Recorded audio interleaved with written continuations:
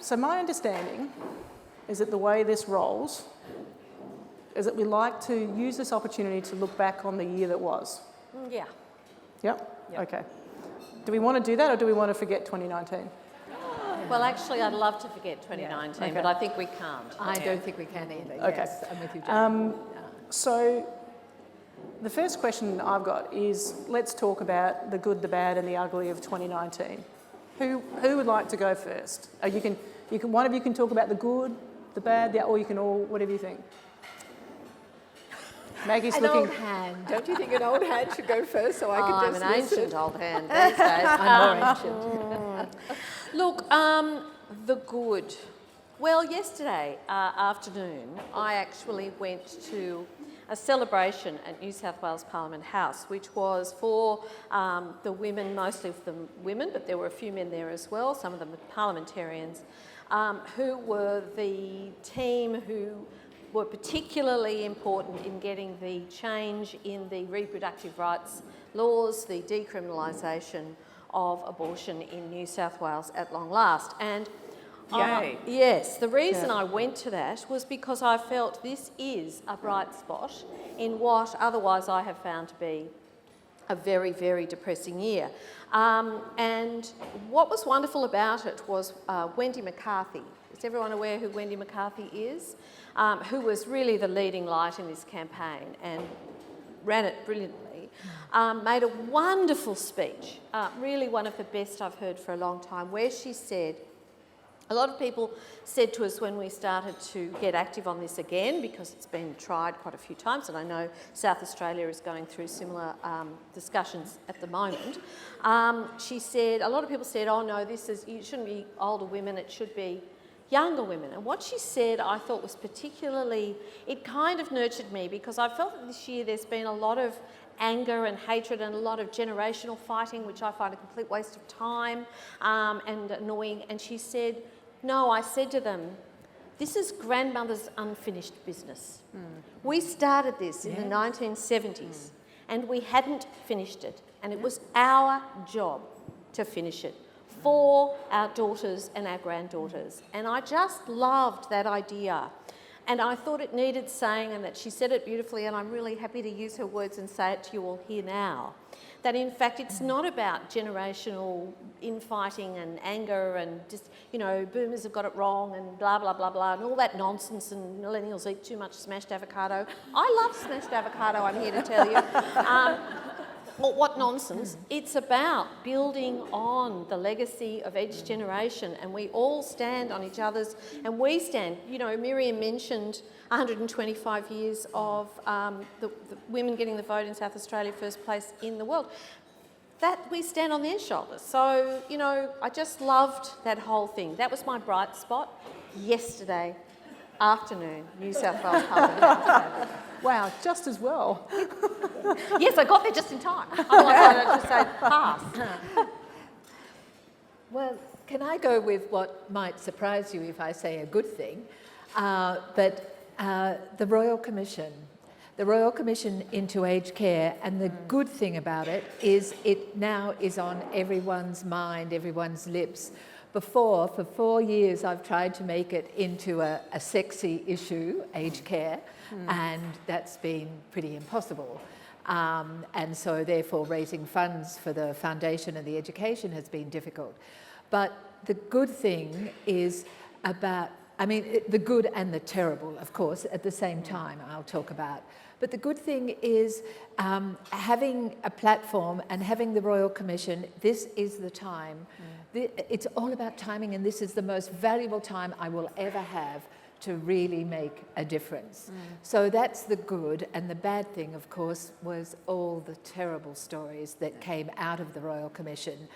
But I really hold on to the fact that there are ways forward. It must change, but it can change, and we have to be part of that. So that's the good and the bad in one. Okay. I would first of all like to say thank you to Hamilton for continuing to bring up the fact that he credited me with several children's novels, which we are getting endless enjoyment out of. But also actually a genuine thank you to CEDA in South Australia for bringing us over here every year, you poor things, us again. But we absolutely love coming, and it's such a wonderful way, in fact, to end off what has been, of course, an incredibly mixed year. I'm going to mix up good and bad at the same time. I mean, the good, absolutely, the fight in New South Wales, which did end up with the right outcome, but goodness, some of the arguments against it, against women's human rights, were staggering and deeply, deeply distressing. So I think to see all of that writ large was very disturbing. But the wonderful leadership and women coming together to support each other, and Wendy McCarthy, what a trailblazer. So fantastic to see that. I've just finished doing, I do a lot of speaking to business audiences, so women mainly working in the business sector, and I did a series of lunches for CBA around Australia. And so what struck me about that was that every time we had a discussion about some of the issues around gender and dynamics in the workplace, and they were telling me some of the things that struck them, and I'll come back to that because that's kind of the bad, but the good, that they all wanted things to change. And of course they wanted things to change for themselves, but much more importantly, they wanted them to change for women coming after them, the young women that they worked with, their daughters, their friends, and so on. And that was so important to them. I don't want women in the future to go through what I've had to go through. So I mention that because while it might sound like, oh yeah, ho-hum, we hear so much to the contrary about how women don't care about other women, how they stab them in the back and they're all queen bees, don't start me. And actually we have absolutely no research to prove that's the case. I found the opposite, and I found it across different, incredibly diverse groups of women. Aboriginal women, Chinese Australian women, women of different ages, women with disability, they all wanted things to be better for other women. So I thought that was incredibly uplifting. And the other thing is I think they're speaking out about that a bit more. And I think that that's due to things like the Me Too movement. So I think women are standing together in a way actually I haven't seen in many years, and I think that's incredibly important. And I think also, but you know, on the bad, well, I've already mentioned what's been happening, but some of the discussions also revealed the most basic levels of sexism in workplaces, which are still incredibly rife. So these women, again, can I just stress, you know, some were at junior level, some were CEOs, the number of them who said to me that they are constantly interrupted in meetings, they are spoken over, their ideas are dismissed on a regular basis, was just staggering even to me, and I've heard this for many years. So that kind of really blatant sort of sexism and shutting down of women's input, and of course devaluing of what women bring to the table was incredible. Now they weren't just taking it, and a lot of them had sussed out their own sort of ideas about supporting each other in meetings, the old amplifying strategy. When a woman gets interrupted, you say to the table, and better still if a man does it, could you just let Mary finish what she was saying? You stick up for each other and so on. But that was, to me, really depressing, because I think if we can't even get it right around decision-making tables in our businesses, then something is, you know, still deeply, if not structurally, in need of changing. So for me, that was kind of an eye-opener in some ways. I'm not saying I wasn't aware that happened, but the fact that it was still happening in such a rampant way, I found distressing. You remind me of something that's come out of Me Too that I think is really good, and that I noticed a lot on social media, is that this started happening straight away when people were telling their stories, and it's continued, which I think is so important, is that, you know, heaven forfend, if I get trolled on social media, you can't imagine that happening really, can you? But surprisingly it does. What has changed is that now it is often men who step in and tell the troll to back off. And I appreciate that enormously, and it's been a change. And it's something that men can do quite easily, as you say, in meetings, in any situation, and even online. If you see somebody getting attacked unfairly, to step in and stop it.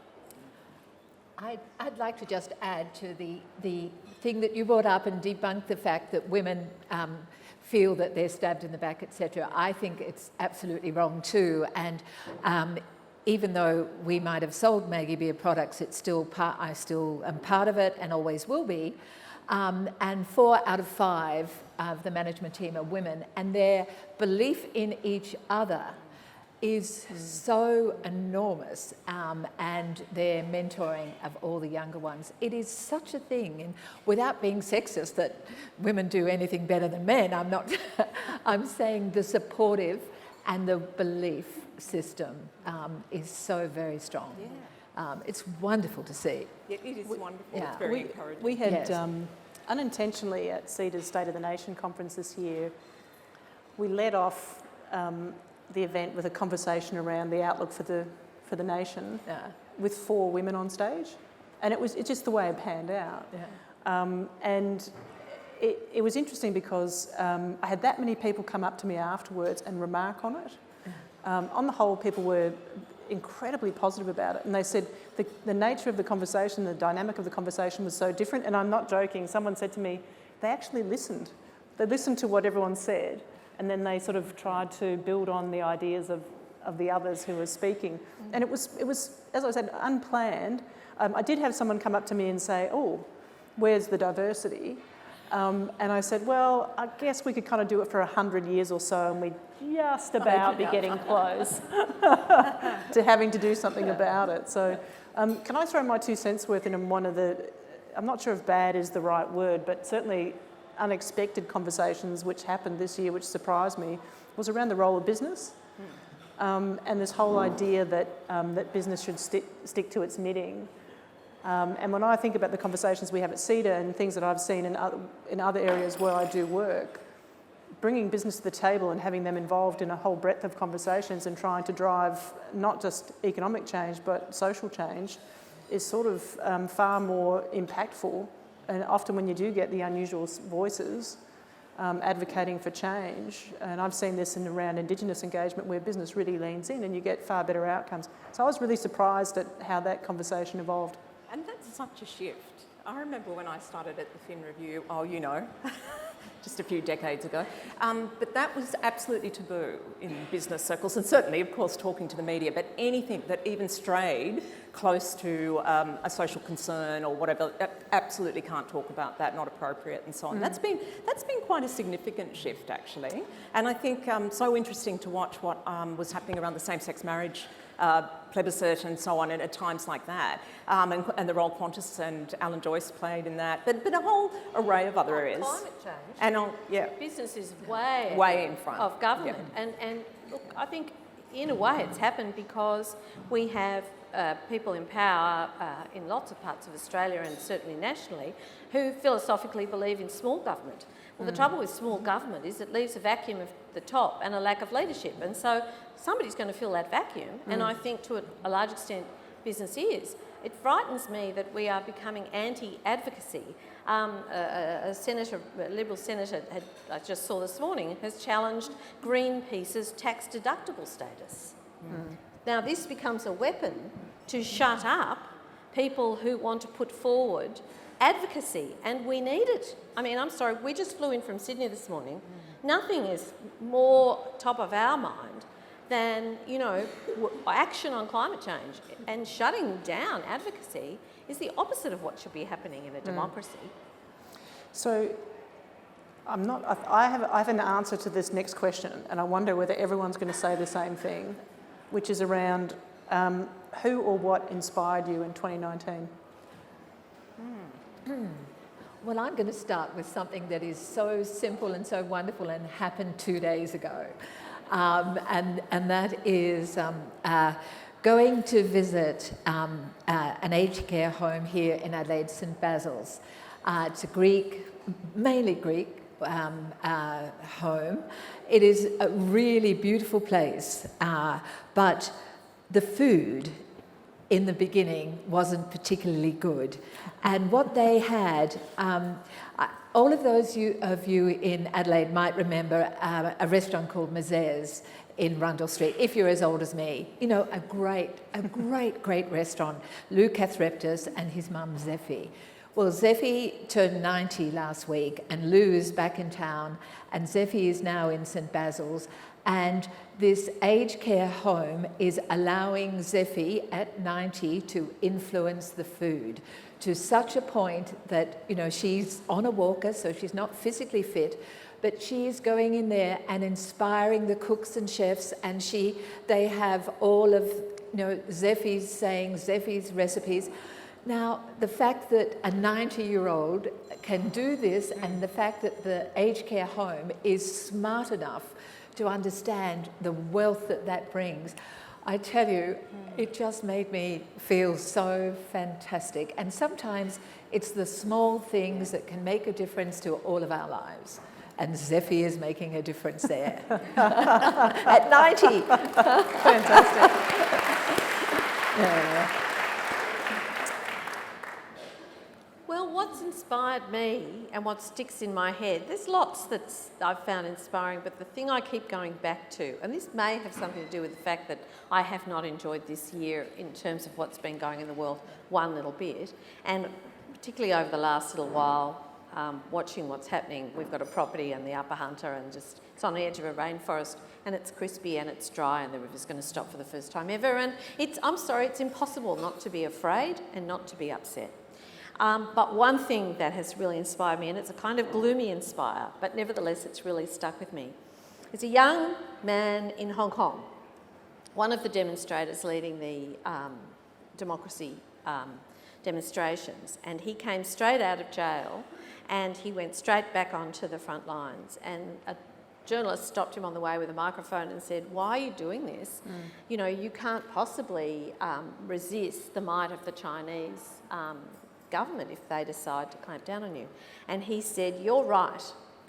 So we fight with no hope of winning." And I just loved that. I just thought, yes, because nobody ever knows if they're going to win. If you already know you're going to win, it's not a fight worth having. Do you know what I mean? No. You have to fight with no hope of winning, because if you don't fight, well, you're definitely not going to win. But you can't have the expectation that you're going to win and that somehow if you haven't won, the fight is a failure. That's, I guess, what the Feminist Project has been from the very beginning. We fight with no hope of winning, but we incrementally get ahead. And Joshua Wang, his name is, and thank you, he inspired me. So I was listening to a podcast, This American Life, which I love, and the host of that show went to Hong Kong to interview these young people, because he said, being in the States where no one seems to really want to stand up for democracy at the moment, and this was before the impeachment process, but he was really intrigued by exactly this question: what did they hope to achieve? And it was interesting, because I'm going to come back to one of your other comments about the generational piece. And he interviewed a bunch of people who, I forget what the title was, but they're born in the year that the handover took place. And this young woman was basically saying, there is no way we will defeat the Chinese, and we know what our life will be when we're 50, because that's when we'll be handed over. And she said, we know what our life will be, but she said, we need to fight today just to say that we did. And the generational point was, she said, and I'm disappointed in my parents because they didn't. And they didn't at the time. And she said, they didn't fight hard enough, and we're here now because of them. And my life when I'm 50 is going to be over, so I may as well fight for something now. It was really, really interesting. So on the slightly similar theme, I guess, it's the young woman, Swedish, the Greta Thunberg, who led the climate activism, and the unbelievable vitriol that she then had to face from a lot of, in this country, white, ageing men in the media, which was just extraordinary. So here's this 16-year-old doing something quite extraordinary and just getting out in front. And I just thought her passion, her incredible composure, and just what she was doing generally. There's another one, just sort of slightly random. The woman, do you remember reading about the woman who swam across the channel 4 times non-stop? breast cancer survivor, Sarah Thomas, just took my breath away. I don't know if I was hanging around in circles like defence for too long, but you know when we hear women are weak and have no resilience, yeah, not Sarah, apparently. So just terribly inspiring. But then on a more collective basis, I think the women in India who've been standing up and demonstrating, the women in Saudi Arabia who have ended up in jail. Tortured. For being, protesting about the fact they're not allowed, still not allowed behind the wheel, I think. And in fact, they've only just lifted the ban. Did you read this morning? So women can now go into restaurants and cafes and sit in the general area. I don't know if you're aware, they're not allowed to do that at the moment. They have to enter through a different entrance and sit in a shielded area at the back of restaurants and public eating spaces. So just hats off to those incredible women and throughout South America, Chile and so on, just doing the most amazing collective, protests, but also actually changing the way those countries operate. And what extraordinary bravery, courage, all of that. So incredibly inspiring. So mine was Jacinda. Oh, of course, Yeah. yes. Don't even have to say her last name, we all know No, her. exactly. We all just went, yeah. And I just thought, just someone who stood up and just reminded us what empathy looked like, and compassion. Which to me just seemed to be what's been missing so much this year in our conversations. So I just, I stopped and thought, yeah, that's, for me, that was really the moment where I thought there's genuine leadership. Yeah. Yes. She's like the anti-Trump, isn't she? Yeah. Everything So, hang on. Trump is, Jacinda is not. So can I just say that 28 minutes it took for the T word to come up. And I thought, I've opened with You the question. mentioned impeachment first. You opened the door. I said the good, the bad and the ugly. I thought, no, ugly, like how is that not coming up, right? Like Too easy. too easy. It's just lacking in any imagination, clearly. Yeah. We'll come back to that. So the next ones I've got, and we can do this in any order. Something that made you laugh. What was the thing that made you... I've got to go. I've got to go here. Well, I happened to be in Melbourne in a cab going to the airport when I got a call from the ABC Radio National and the Drive show. And had I heard about George and Gary and Matt being, bumped as the word was, and I said, no, I've been too busy. And we had a conversation about, how it must have all happened. And then she rang me back 3 minutes later and she said, have you seen social media? They're all saying that you and Curtis Stone and Poe are going to be the next MasterChef judges. Okay, well, this went on for 5 weeks, even though every conversation I had with the media was there was no way I would do it for a million reasons. And it lasted right to the day, even the day it was announced who was going to do it. So I've got to say, you can't trust the media about a lot of things. Maggie. Or social media. How it could be perpetuated, but it did make me laugh a lot. That is quite funny. But probably quite irritating as well. It was both. Yeah, both. I was just going to mention something I saw on social media, so some of you may have seen as well. It was in the European Parliament, and it was quite recently. And there was an English woman there who'd been asked to give some responses to questions about Brexit and trade. And she'd said she felt that there were some really serious implications should Brexit finally be agreed, and that the implications were quite devastating potentially, etc. So then someone else asked if they could question her, and it was a man who was also from the UK, a member of the Brexit Party, in fact. Anyway, he said, look, that's all very interesting what you've just said to the woman, but I don't think you've got any economic credentials. I mean, you might have a little bit of business background, and in parentheses, one could just tell what kind of business background he thought this poor woman might have.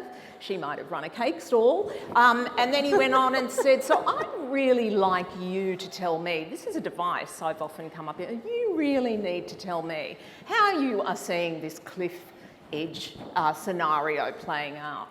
And she said, right, Molly Scott Cato, I love her, never met her, never will, but she's a hero. And she just said, well, it's very interesting. You clearly didn't read my CV. I was and still am a professor of economics. There was tittering that then grew into quite a wave of laughter. And she said, and I have been looking at this and trade deals for most of my career. And then went on to explain her point of view. So the camera went back to the fellow who had asked the question, who I'm delighted to tell you, went bright red. He shifted and then he went puce. And I admit, I laughed. I laughed a lot. I've watched it several times. I do recommend it. Please watch and enjoy. I love it. It's for all of us. Yeah. The person who's made me laugh with the most deep delight is in literally the last week. And it's Princess Anne, who I think is single-handedly resurrecting the reputation of the British royal family, which has needed a lot of help in the last few weeks, given what one of her brothers is currently, less said about that, the better. But it was when Trump, of course, was visiting the UK. And first of all, Princess Anne does some wonderful side-eye. It's all on social media, and she sort of politely says hello to him and walks off, and then she kind of does this, Jesus, like kind of look. And somebody asked her to come, and she goes, she's clearly thinking, how did it come to this? How on earth, having met probably Winston Churchill and all the great leaders, here's this man. But then, of course, she's involved in a conversation which has got all over social media where Trudeau, Johnson, and a couple of others, the Dutch Prime Minister, I think, and Macron are discussing, not realising that they're being taped, the 40-minute press conference that Trump's held, and Trudeau says something about, and his team's jaw just dropped to the floor, you could see it happening, and they're having a great time. And Princess Anne is right in there with them having a fabulous, a bitch session. And hey, if you can't bitch about Donald Trump, who the hell can you bitch about, I say. And Trump leaves early in high dudgeon because they were laughing at you. Poor little sausage. So, Princess Anne. I did laugh when he said he described it as nasty or something, and I'm thinking, my gosh. From you, honey bunch? I thought Trudeau was pretty funny too. He made me laugh as well when he was explaining, how he talked about this jaw-dropping moment, and he said, "Oh, look, every politician's team has a jaw-dropping moment." And he said, for instance, my team, when they saw that video.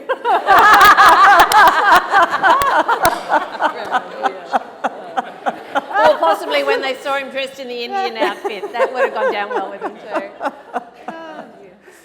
If anyone wants a good laugh, I'm going to do a bit of CEDA spruiking here as well.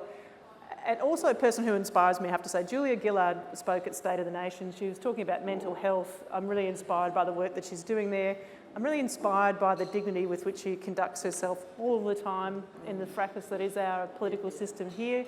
But she told a funny joke, which was involved a primary school student saying to her, "Are you ScoMo?" So if you want to see the full story, you've got to go to CEDA.com.au and go and find the video. Equal measures cry and angry. I mean, I suppose you could have laughed so hard you cried, but what made you so sad you wanted to cry, or so angry? For me, it was I was so moved I cried, and in a way it was a really positive feeling. I don't know if anyone's seen it, but doing the rounds on social media at the moment is a little clip of a whole lot of women, thousands and thousands of women in Chile, singing a feminist song, which has very powerful lyrics because it's in Spanish, so there are subtitles. And it really says patriarchy is a violent rapist, and it's talking about the kind of treatment that a lot of women have experienced at the hands of, Chile was until relatively recently a dictatorship. There have been disappearances, there has been, women in jail, and also very, very high rates of rape, sexual assault and domestic violence. And thousands of women have learnt this incredible chant song, and they do a dance along with it. And there's something so incredibly moving. It's hairs on the back of your neck standing up, watching these women reject that they are to blame because of what they wore or where they were or how they looked or how big their breasts were, that they are not at fault, that they are not to blame, that it is being done to them and that they are standing up against it. And they all at one point do this motion, which apparently the police get these women to do when they're arrested, which is squat with their arms behind their head, which, as you can imagine, is a disgraceful thing. And I just watched this. I've watched it over and over, and every time my eyes fill with tears. There's just something about this claiming back of space and power and agency and rights and boundaries, a drawing of, I know we will not take this anymore, that I found deeply moving. If you haven't seen it, look it up. It's Chile, just say Chile, the rapist is you, is the name of the chant. It's incredible. Maggie? Well, for me, I think it's seeing what climate change is doing to us, the drought, but the bushfires where these CFS and the fire service are putting their lives on the line, and then people are lighting fires. People that are obviously ill, but how do we,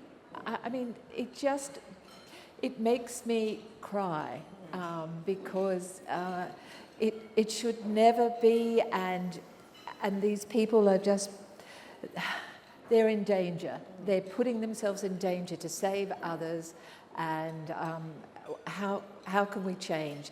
We change by having climate change, as you've said, so strongly. We have to, get over the climate change deniers. We've got to do something, but that's only part of the issue of bushfires. It is a social issue. It's that volunteer, the people that volunteer are just take my breath away. They leave their homes, they leave their farms, they leave their businesses, and we have so much to thank them for, and then something like that happens, someone doing it purposely. Catherine? I'm going with angry, because I get angry quite a lot. I try to channel it effectively. I'm still doing this 30 years on, so I guess it's had some sort of motivating influence. A couple of things that I'm hearing a lot in conversations at the moment around workplace and gender is gender fatigue. Oh yes, it's back. And I always think, oh, how nice that you can have fatigue over something that we clearly have really not properly addressed. And somebody said, oh yes, we could just get sick of hearing about this. And a friend of mine said, yeah, and my 5-year-old gets sick of hearing that she needs to put her shoes and socks on in the morning, but until she does it, she's going to keep hearing it. And I guess my analogy there is we've got to do it, and stop sort of saying, I'm sick of this. And of course, it is another way of telling women to shut up, right? You stop whinging. We're all scared here. We're going to lose our jobs. You just shut up about this. And the other part of this discussion, which again, unfortunately, I've heard CEOs of listed companies say this, is look, what we really need, and when they say we, they're talking about women, is for the business case, and we need you to show us why you've got the right to earn a living. I'm over this. The business case was proved 40 years ago. We have data. We have reams of data to show the business case, and it's not happening. The business case is not solving this. And putting it back onto women and telling them they have to solve something, their own marginalisation, i.e., and the fact they're not around the decision-making table in anywhere near strong enough numbers, is not getting us anywhere, and it's embedding stereotypes that caused the sexism and bias in the first place. So I think that awful sort of rhetoric, which goes nowhere, which supports the status quo and actually makes no significant change, is unfortunately back on as a broken record at the moment. And that is particularly galling because we know that women over 55 are the fastest growing group amongst the homeless. I think it went up by 31% last year. And the reasons for that is that women on average retire with half the super of men, and fully 1/3 of women retire with no super at all. The average age of retirement for women in Australia, retirement in inverted commas, I don't think most of it is voluntary, is 52.3 years. So it's not just about a business case gets stuffed. Whoever made the business case that men should have 100% of everything? I've never seen that case. And when do we ever ask men that? No, Could you they don't please have to. tell us why you were allowed to You have a get job to run everywhere? everything. So it's just so senseless, and it's not making a constructive difference. So the longer we go on with that, we do have the data. It's there, and there are some very enlightened leaders who are doing something about it, and that's great to see. Yeah. But that last set of workplace gender equality statistics, the CEW research, which showed there are fewer women running listed companies in this country, that is deeply worrying. We have to do something differently, and we have the tools to do it. There's no need for innovation. We have all of them. We're very well served, but we do actually have to use them. It's this inertia on every level, Yeah. isn't it? Because we can fix climate change. We know what to do. We have everything we need to do it. We just won't do it. Yeah. It's sort of, I've got to bring the T word back up again.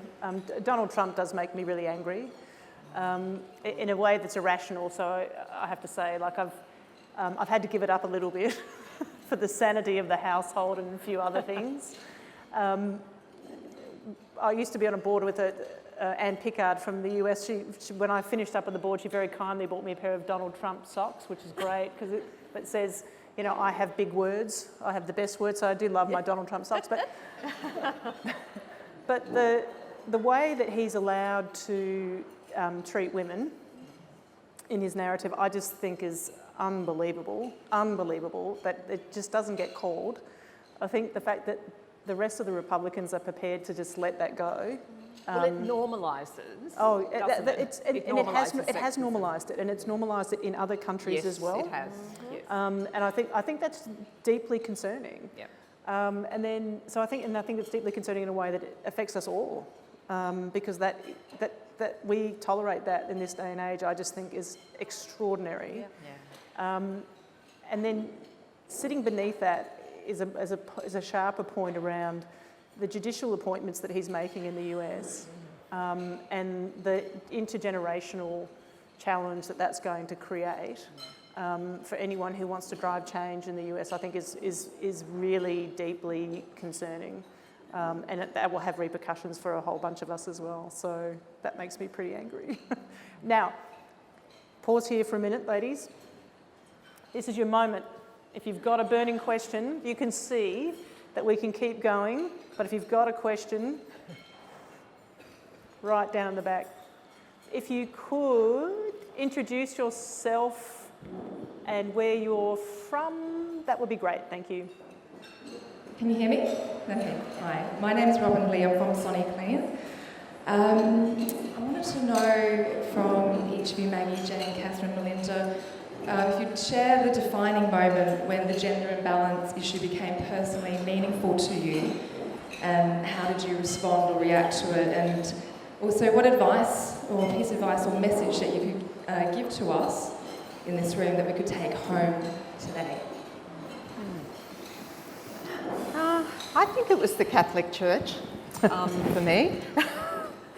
I was educated by nuns who actually are quite radical feminists, so I want that on the record to start with. I was educated entirely by women. All the power figures in my school were all women, and so on. But watching how the Catholic Church, and just going to Mass every Sunday, which is what we did, and just hearing the messaging, and I started to question it. God, I was a hideous child. I must have driven, well, I did drive my parents nuts, but I just started to think, and also, this is how hideous I was. My parents sent my brothers to a school that I thought was a much better school than the one I went to, and I hounded them about it for a long time. Wasn't that awful of me? Anyway, they were very caring parents and actually very fair, but they did, in their own way, they were sort of saying that their daughters could go to the local school, but the brothers would go elsewhere. And I remember thinking that that was grossly unfair because I couldn't study ancient history because it wasn't even offered at my school. And I just remember so early on thinking, I'm being treated differently here because my prospects will be different. In terms of advice, and we're often asked this, aren't we? It's sort of, but I have a message. When the book Womankind that I wrote with Kirsten Ferguson came out last year, which was all about women supporting women, her Celebrating Women campaign and so on, and especially to younger women in the room, I say the same thing. Stick with your girlfriends. Make sure you have that gang with you, that squad. Take them through your life. Never be ashamed of your friendships with women. Build them up, nurture them, they'll keep you sane. So I say to every one of you, more coffee mornings, more wines, more book clubs, keep it up, and we will take over the world. Yeah. That's it. Yeah, love that. We do it here. What was the first part of the question again? Oh, my tipping point to be a feminist. It's hard for me to answer that because I am the very lucky child of two feminist parents. Both my parents were feminists. My mother was a very, very angry and resentful, very intelligent, undereducated woman who came out of the British class system. My family are from Manchester, and she had a Manchester accent, and my father was a bit posh. He went to Manchester Grammar School, and so he had, you know, not the Manchester accent. And so she always had a big chip on her shoulder about inequality, unfairness, and people making assumptions. And she brought up her daughters with this very strong message: don't do what I did. Do not do what I did. Do not, you know, not go to university and marry and have 4 children. Whatever you do, do not do that. My parents are still married, very happily, you know, all of that. And my father was amazing because he totally supported her, and he always has had the view that my mother is the smartest person he's ever met. And that was a very unusual thing for a girl born in 1957, that your father thought your mother was the smartest person he'd ever met. That, you know, if there's any expectant parents in the audience and you're going to have a girl, as the father of a girl, the most important thing a man can do for his children is love and respect their mother. When that does not happen, that has a damaging effect on both genders of children, but I think it has a particularly destructive effect on daughters. So I just grew up a feminist. I expected everyone to be a feminist. I expected that I had a right to say what I thought and that I had a right to be bolshy and difficult, and that was perfectly acceptable. I didn't have to be especially nice. Nobody in my house was ever especially nice. We were meant to be especially honest. That was the requirement. You were meant to tell the truth, but you didn't have to sugarcoat it. So I suppose part of the tipping point was going outside the household and realising that a lot of people did expect me to keep quiet and be nice and placate and make sure the men in the room felt nice. It's never going to happen. Never going to happen. It's never. I never have bothered. So there's that. So my advice would be very much along those lines. Be yourself. Yeah. Say what you think. Don't try to please others, and don't look for approval. Yeah. Looking for approval is a crock of shit. The only person's approval you need is your own. Okay, well, not too dissimilar a situation in that I was born in 45, and at 14, which was 1959, my parents lost their business and we were bankrupt, and I had to leave school to help keep the family, as my older brother did. And I had the possibility, I was given a scholarship to Fort Street High School in Sydney, and my parents wouldn't allow it because I was just a girl. Even though they loved me and believed in me, I was just a girl. And yet that set me on a path of I didn't have the path of going to university, but I had the path of always seeking something else. Always at 14, 15, I came to believe in myself in a way that was not a confident way, but an inner way that I never felt I had to be anyone else. And so when you have that grit, when you have the grit to be able to go through that, you really believe you can do anything. And so I've never thought of any inequality in my world because I've been supported so strongly by my husband, particularly. So I've had a really good life because of that dire circumstance in my early life. And for advice, I couldn't agree with girlfriends and being yourself.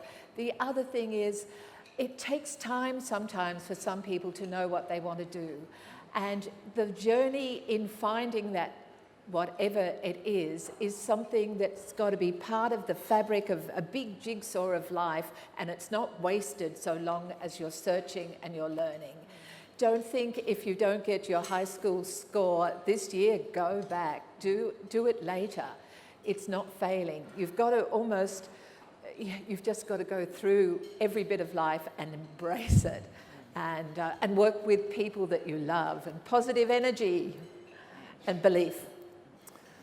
Yeah, absolutely. I'm a big fan of the girlfriends. The girlfriends keep you whole. Absolutely. The two things I think I would add, and I'm going to look at this in a slightly different perspective. It's not so much my experience. If I talk about my experience a bit, I'll go on too long. But I've got 3 daughters, and I've got an incredibly supportive husband who's, by and large, been a stay-at-home dad for the bulk of their raising. And the thing that I've become acutely aware of is how they've benefited from having a stay-at-home dad who encourages more risk-taking. So there's things the girls have done that I would have just sat there and had, white knuckles over. Everything from riding their bikes to school as, to kinder as a 5-year-old, and just all this sort of autonomy that he's encouraged and enabled in them. And I think it sort of resonates with everything you've said. It's, supporting yourself and other women and your daughters to take risk.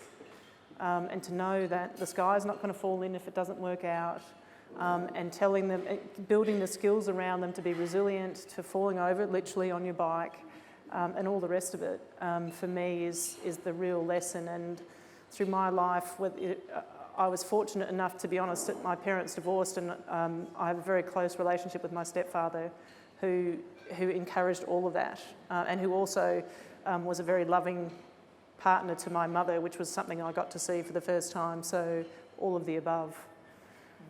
Is there another question?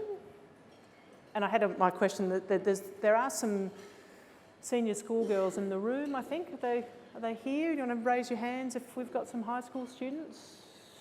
Usually they're around, maybe not this time. Over here. So girls, words of wisdom over from the front over here, and the ladies on my right. Did anyone have a question? I've got to be honest with you, not right now, but hold on just a second. So my name is Bella, and I'm from St. Peter's Girls' School, and I'm with Izzy, who's the music prefect for next year.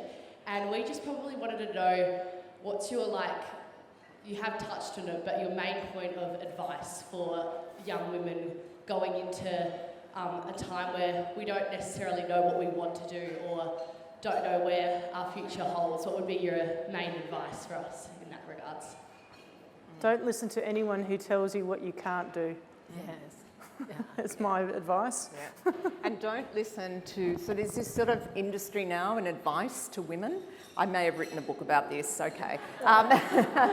You will hear, as you get older, and you're probably already hearing it now, look, the problem is with you women, you lack confidence, it's your fault, you've got to lean in, all that. It's bullshit. There is absolutely no evidence to back. In fact, the latest study from University of Queensland, Terry Fitzsimmons, found there is no difference in confidence levels, and we have to be very clear. I thought Maggie's definition then was fabulous. Confidence is not hubris.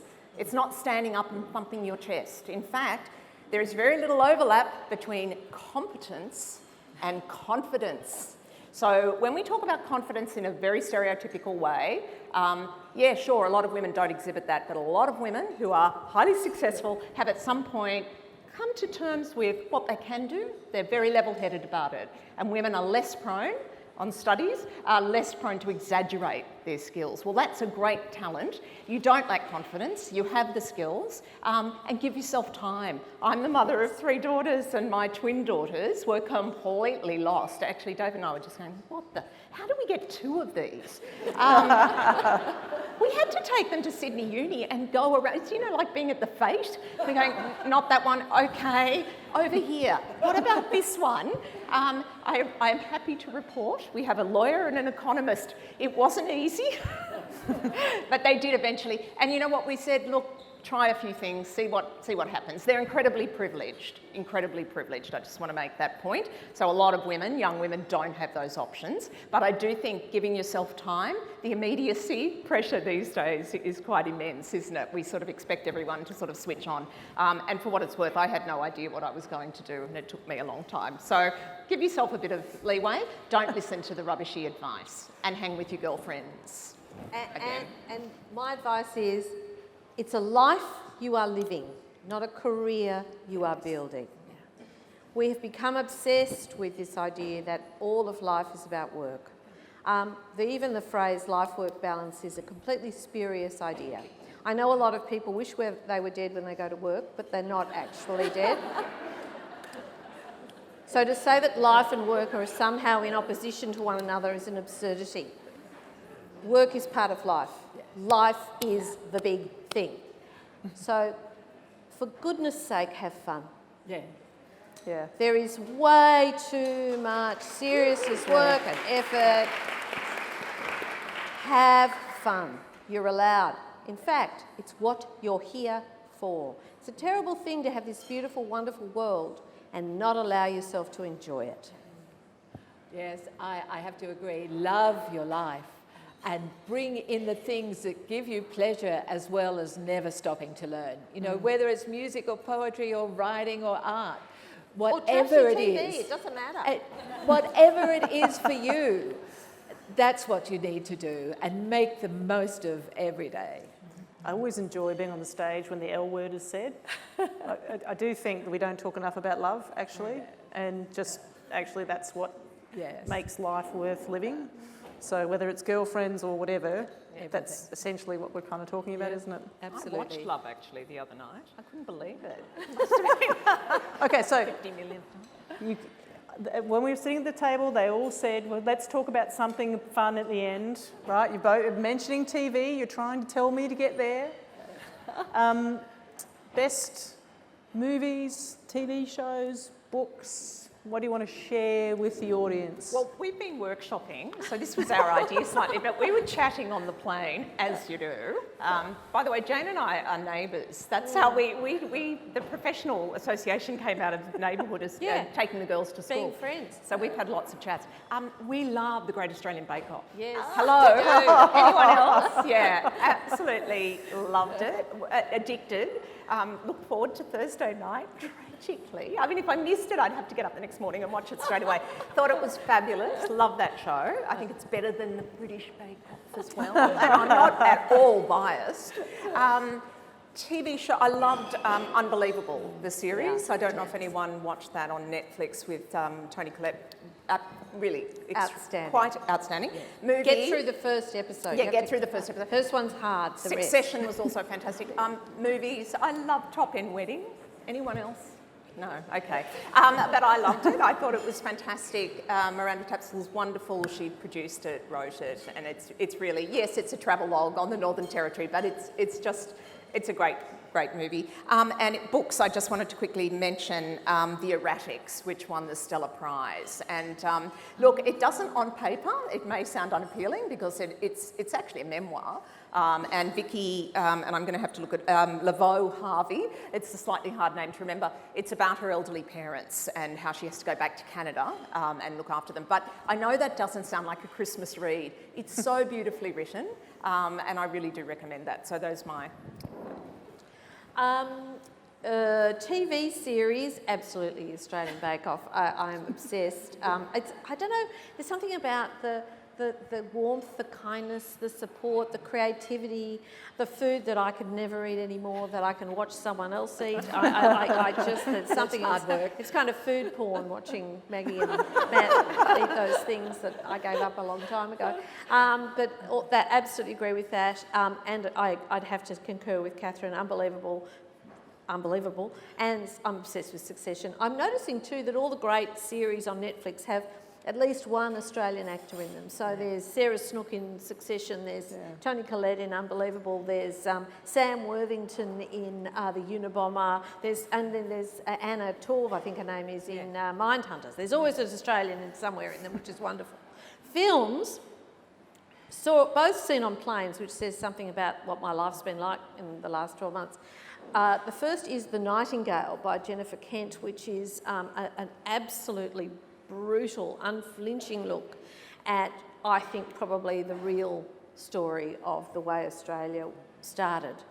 And I suspect that until we do look at that with more honesty, Australia is still struggling to come to terms with who it is.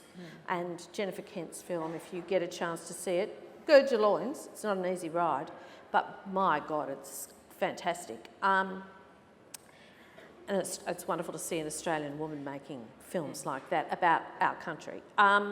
And the other one is much lighter, and it was panned in the crits, so I didn't watch it. And it was only out of desperation that I watched it on a plane. It's Late Night with Mindy Kaling and Emma Thompson. And actually, I thought it was really, really good and had some very important things to say about women and ageing and diversity and how tight groups of men respond to, you know, a young Indian woman being hired. And she is quite honestly in the film hired because Emma Thompson's character is being criticised for being a woman hater. So she says she walks in basically with very few qualifications, but she's a woman and she's black, so she gets the job. Of course, she turns out to be fantastic and all of that. But it's lovely. I really liked it.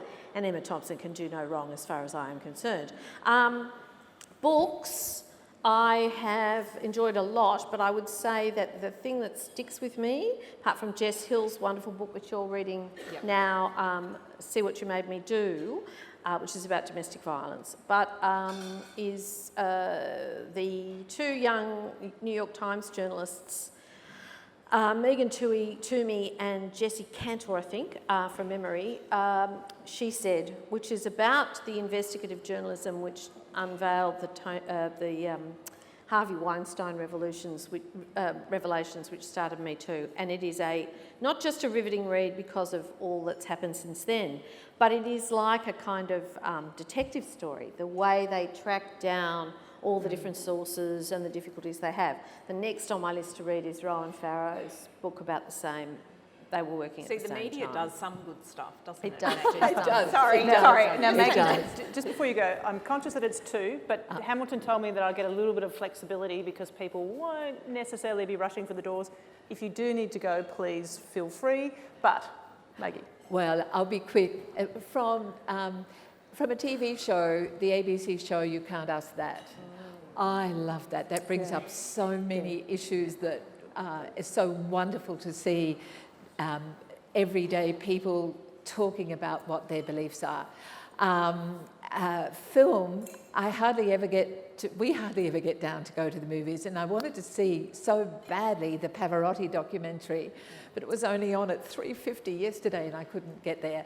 But I was brought up with nothing but classical music and opera, which is a very loving part of myself.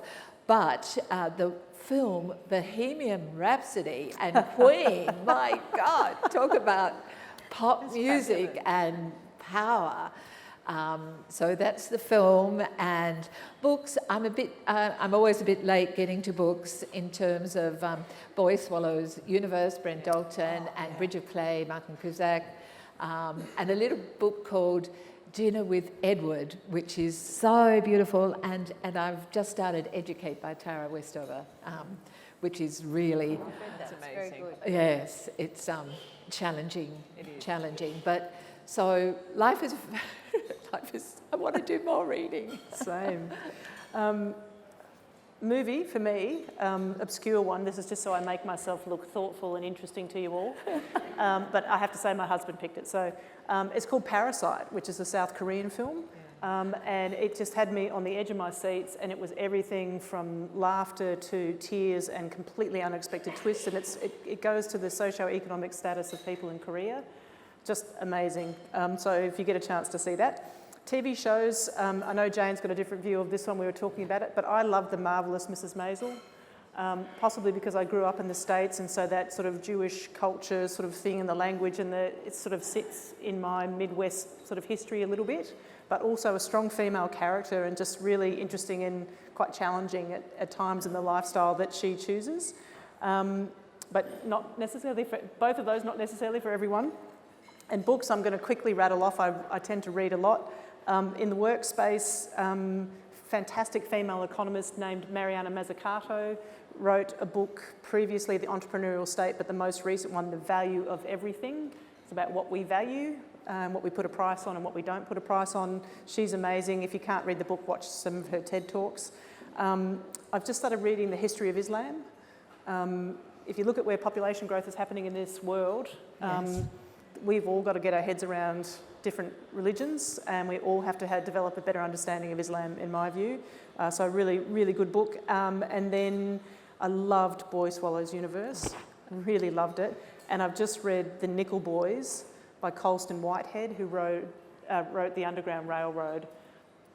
Also not necessarily for Christmas reading, but really powerful. So there you go. Ladies, we could talk all day. Thank you. Usually do. Yeah. Thank you so much. Stay on stage. Thank you.